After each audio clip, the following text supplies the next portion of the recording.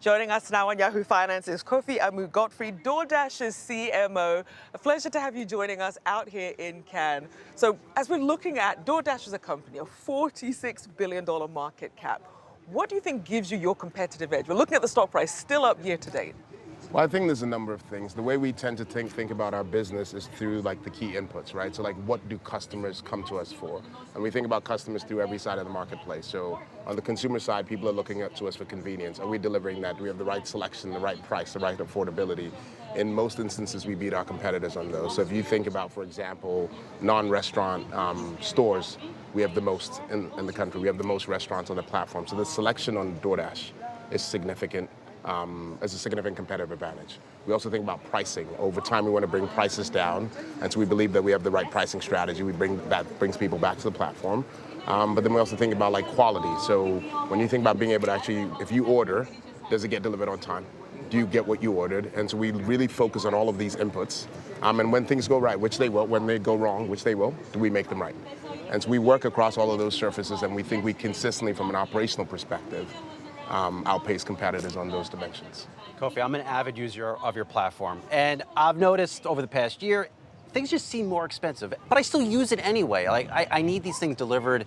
We're all busy people. Help folks understand why some of the prices have gone up, and what's the end game? Yeah, so from our perspective, if you think about DoorDash, the way to think about us is as a platform.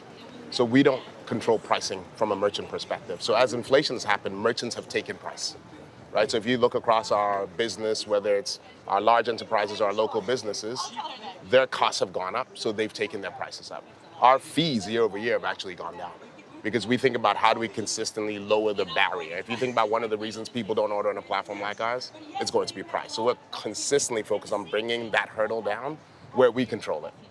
We also have products like DashPass, which is our monthly subscription product, which if you use DoorDash all the time, I knew I had a you sense should of sell it. where this was going. It's time to get the pass. Okay. I'm just telling All you, right. because if you use DoorDash and you're worried about price, you should have this product. Well done, sir. It's a good job. It's true. It's a good job. Yeah.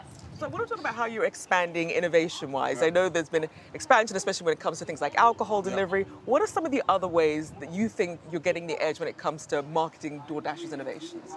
Yeah, so I think there's a number of things. There's the product itself, and then there's the marketing. So like one of my favorite products that we've launched in the past couple of years is Double Dash. So if you've used DoorDash, you'll be familiar with this, where you make an order and then we tell you, hey, in the next 10 minutes, if you want to add something else to that order, we will not charge you for that. Now, those types of products are like doing incredibly well, and they're doing two jobs. One, helping you grow your basket as a customer, but also helping families actually order from multiple places at the same time. So in my family, no one can agree on what to eat for dinner. I have two young kids. They always want chicken tenders. I'm not interested in that. That's not like mine. That's not what I want to do.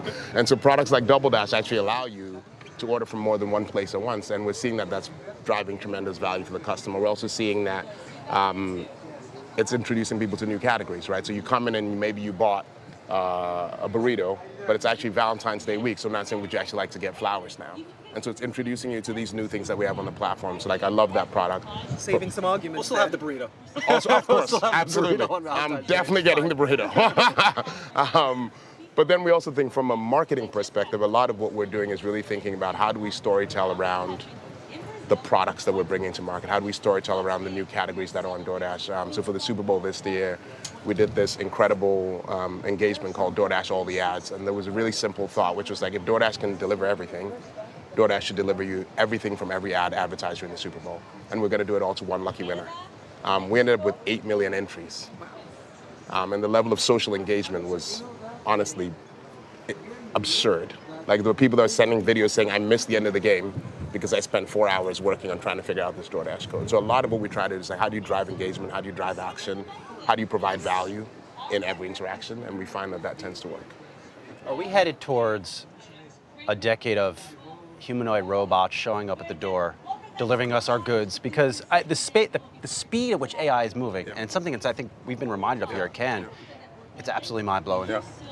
I mean, I don't think I would hope that that's not the future.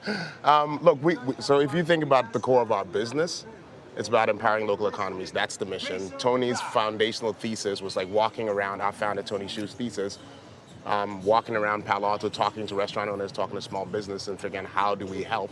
And you think about a world that's moving online, a world that's like if you're a local business, you're losing foot traffic. The core job that DoorDash tries to solve is like, how do we keep these businesses in business? How do we keep earnings in the economy? How do we help people in the local neighborhoods earn? So whenever we think about AI or technology, it's actually an augmentation of humans, right? And if you think about our business, like delivery, you're actually going to always need people on either side of this. Like, you're going to need someone to go into a store. You're going to need someone to go and meet a customer. And so there's a very human element to our business that we think is actually core to like why this business works. Go ahead, Rachelle. Yeah. Well, I was going to say, in terms of expansion plans then, how do you see yourself scaling and replicating the business in some of these areas that don't have access to DoorDash? Yeah, so there's a couple of ways. So we can think about within country and then out of country. So if you think about the United States today, we probably cover 90% of the United States with our product. So there's still even places in the US that by virtue of like where the place is, whether it has enough selection from a merchant perspective, whether it has enough gig worker, people that want to do this type of work. So the place or it just might be very remote, right? So even within the US, there's like opportunity for expansion. But then another way to think about it is if you look at our business, regardless of our market cap, and you look at the total category just of the restaurant business, if you add up all third-party delivery partners, it amounts to less than 10% of the total restaurant business. Restaurants are still very much an online, in-house business. So even in that core category, we think there's massive opportunity for growth. And then you look outside the US, we're in Canada, we're in Australia, we're in New Zealand. We acquired a Finnish food delivery company called Volt a couple of years ago that operates in about 23 European markets. And those same opportunities, even in the core business, exist everywhere else. And then you start to layer on top groceries, convenience, alcohol, beauty. We just launched Ulta on DoorDash. I mean, so you get to this place where you start to become a place that's able to provide everything to everyone, and to help those businesses do well, to help the gig workers do well, and to give the customers the convenience they're looking for. Kofi, this is the first time DoorDash has been on Yahoo Finance. Really, so we were looking forward to welcoming you. Yeah, so, but you have the company has a strong following on our platform. Yeah. In the time we have left, share with them your personal leadership journey. Yeah. How did you get in this seat? How did I get here? So, Rachelle and I were vibing on this earlier. So we're both Ghanaian. I was born and raised in Ghana. I moved to Ghana when I was 17-year-old as a college student. So I left my country, 17 years old, came here by myself to go to college. And then after college, I actually never thought that this is what I would be doing. I studied economics. I actually thought I'd be a finance guy. That's what I thought I was going to go do, end up on Wall Street. And I ended up doing an internship my junior year in college at an ad agency called Leo Burnett, and I fell in love with this business because it was creative, it was about commerce, it was about driving business, it was about consumer culture, it was about psychology, and sort of like had this puzzle of things that I enjoyed but didn't quite know existed in a job.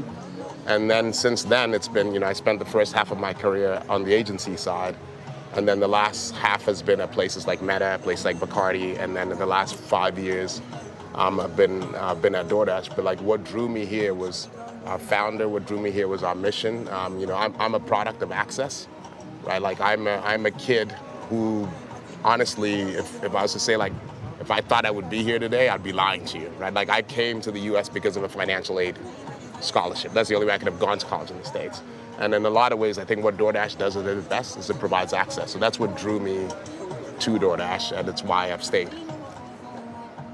We love the work that you're doing out there. Thanks to DoorDash, now I can get Ghanaian food delivered. I don't have to get up and cook it myself. You don't have to go anywhere. It's coming to you. Kofi Amoo-Gottfried, thank you so much for joining us. DoorDash's CMO, thank you for your time.